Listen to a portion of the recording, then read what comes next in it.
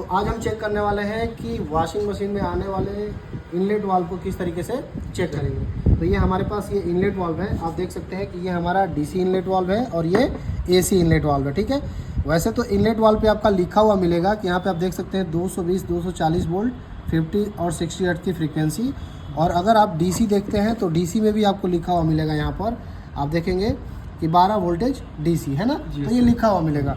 इनकी टेस्टिंग की अगर हम बात करेंगे तो एक कोल्ड टेस्टिंग होता है और एक हॉट टेस्टिंग होता है।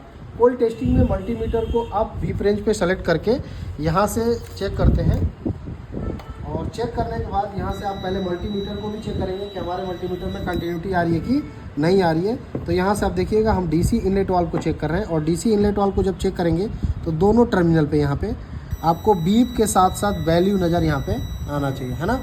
ये वैल्यू अगर 00 होता है तो आपका इनलेट वाल्व क्या होता है, ख़राब होता है, शॉर्ट होता है। और यहाँ से अगर हम चेक करेंगे दोनों दूसरे टर्मिनल को तो भी देखेंगे, प्रोब चेंज करेंगे टर्मिनल तो भी आपको वैल्यू नज़र आएगा, है ना।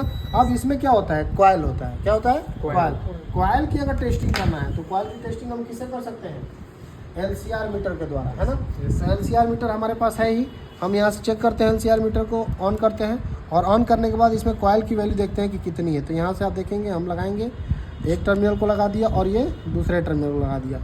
यहाँ से आप कॉइल का देख सकते हैं कि 46.6 मिली हेनरी के आसपास आ रहा है ना।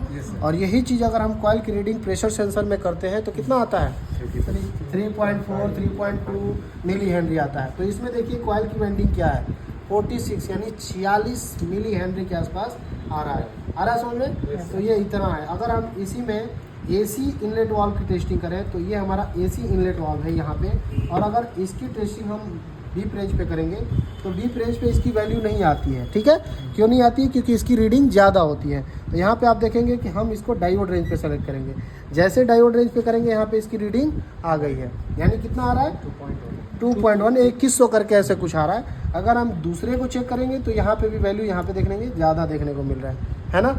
और इसी को अगर LCR मीटर में हम चेक करेंगे तो देखिए इसकी वैल्यू कितना हमें देखने को मिल रहा है,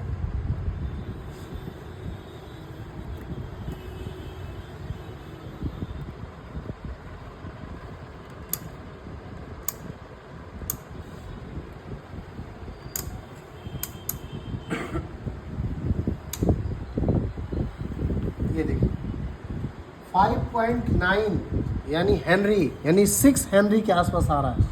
देखिए इसकी कॉइल कितनी है ना। आ रहा है समझ में। Yes sir. तो इस तरीके से हम इनलेट वाल्व की कोल्ड टेस्टिंग करते हैं।